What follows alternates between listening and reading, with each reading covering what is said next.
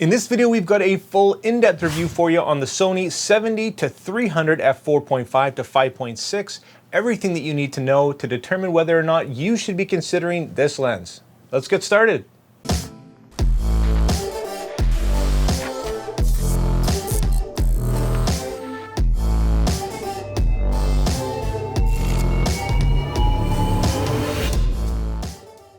Welcome guys, and today we've got a full in-depth review for you on the 70-300 f4.5-5.6 G OSS. It is a mouthful, but what is this lens? Here's some specs for you if you're just getting started looking at it. It's a mid-range telephoto lens with some decent reach. This is not going to be a professional lens. I recommend this more to a intermediate or beginner. Although it is a little bit pricey, it's going to give you a versatile focal range to capture anything from sports to wildlife and even some landscape or portrait. It's going to do a lot of things decently. So guys, if you haven't seen one of my videos before, my name's Stefan Malloch. I do a lot of photography and filmmaking news reviews and tutorials, so if you do enjoy this video and it helps you out and you like this type of content, make sure you hit that like and subscribe button and join the community. Anyways, let's get going and dive right into build. So looking at a quick unbox and the build and features of this lens, first reveals the minimalist Sony box, including a bit of paperwork, the lens, a lens hood, and a little travel pouch. The overall build is decent and pretty much what you'd expect for a G-series lens, with a few things missing. It measures 20 centimeters long or just under 8 inches unextended, and fully zoomed it measures 10.5 inches long or 26.5 centimeters. In your bag without the lens hood installed, it's only going to be about 5.5 inches or 26.5 centimeters. Weighing 854 grams, it does have some weight to it as well. It's got a convenient customizable focus hold button, an automatic manual focus switch, a focus limiting switch, and of course, image stabilization. All great to have and expected of something in this price range.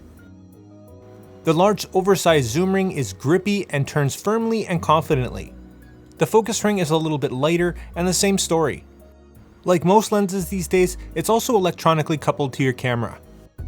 Sony's also included a little lock switch, which is great to see as this thing does creep quite a bit when you're carrying it while not engaged. On the front you'll find 72mm filter threads, as well as Sony's patented nano AR coating to eliminate flare and ghosting. Despite being a variable aperture, this lens does boast a decent minimum focus distance of 0.9 meters or just shy of 3 feet. On the back you'll find a sturdy metal mount, but unfortunately an absence of a rubber gasket, making this questionable when it comes to weather sealing. I can't say that I'm a fan of the multi-piece extension tube, which does open this lens up to dust issues, but overall it is rated as dust and moisture resistant. For build as a whole, it does have some nice features, but also lacks some things that are important to me personally, so I give it 3.5 stars. Next, let's talk value. And this lens is a little bit unique at where it sits because it is a 70-300, kind of in between the 70-200 and the 100-400. At $1,273 American dollars, it's not a cheap lens and does do a lot of things decently. For double the price, you can pick up the 100-400 GM, which is a better lens in pretty much every way, but, well, it's double the price. The 70-200 f4 isn't a great comparison either, and we do have a couple more do-it-all lenses that are available to us, but this lens does sit in a unique position of its own. If you are going back and forth between a few of these lenses, reassess your shooting needs and maybe check out a few comparison videos I have on these subjects. As far as the overall value is concerned, it is pretty good for what it is, considering the next step up is double the price, and therefore I give it 4 stars.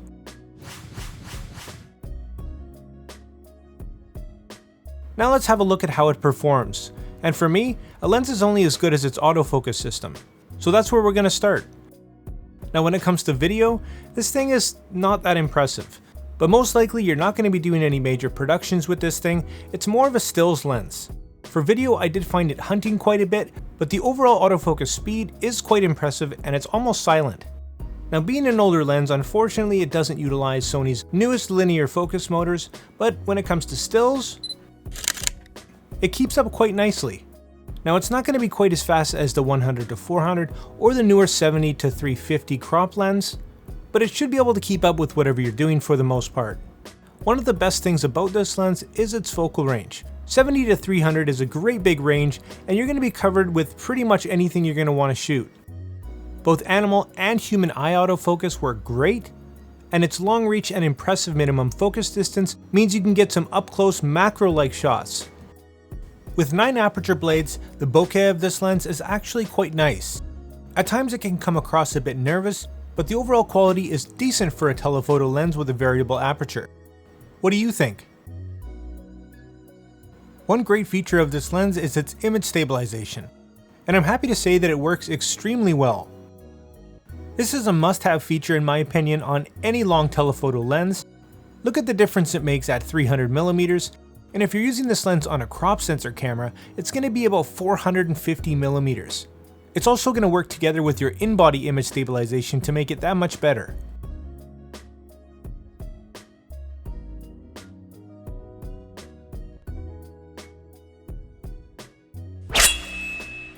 Let's have a look at the sharpness and optics of this lens now.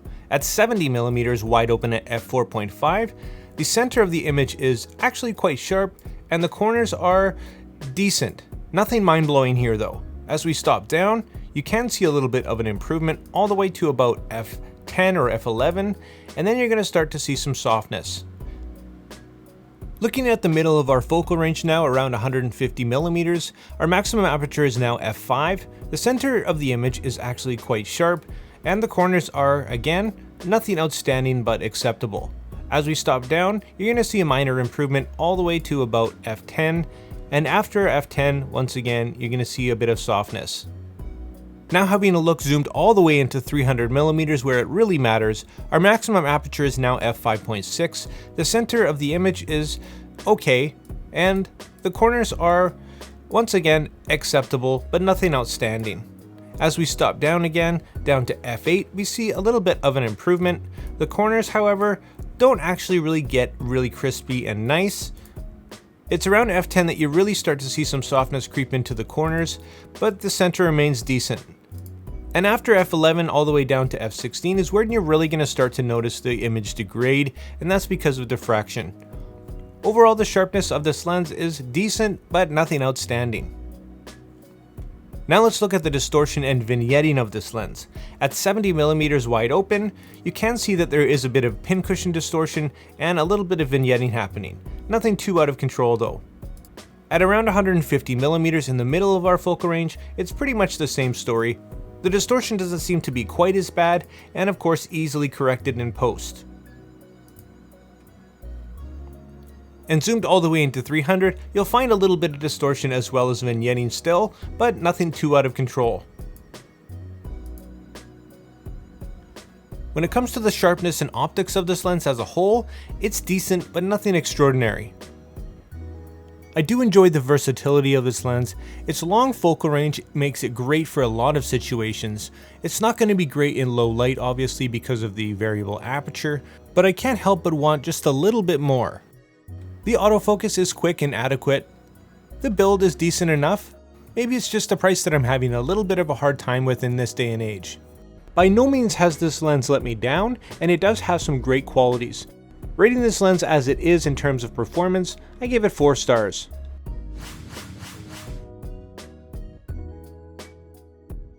So wrapping up my friends, this is a great versatile lens for a hobbyist or a beginner with some coin. I wouldn't necessarily recommend this lens at its full price, but if you can pick it up on sale or maybe secondhand, I think this could be great for a lot of people as it does cover a huge focal range. As always, here's my personal pros and cons for this lens. Rating this lens as a whole, it does fill a gap between the 70-200 and the 100-400, a necessary step if you don't have the budget but still want something with some reach, and I give it 4 stars. And if you're a subscriber, you also know that I like to rate things on a scale from never think about again to consider to definitely buy. And in this case, if you are looking for a versatile telephoto and don't have the budget for the GM, then maybe consider this one. So let's leave it at that, guys. I hope this video helped you out and I hope you liked it. If you did and you want to see more just like it, make sure you hit that like and subscribe button and join the community. If you have any questions or comments, make sure you drop them down below as well. If you want to pick this lens up, I'll leave affiliate links in the description for you. And like always, make mistakes, be yourself, and get out there and take some more pictures. See you next time.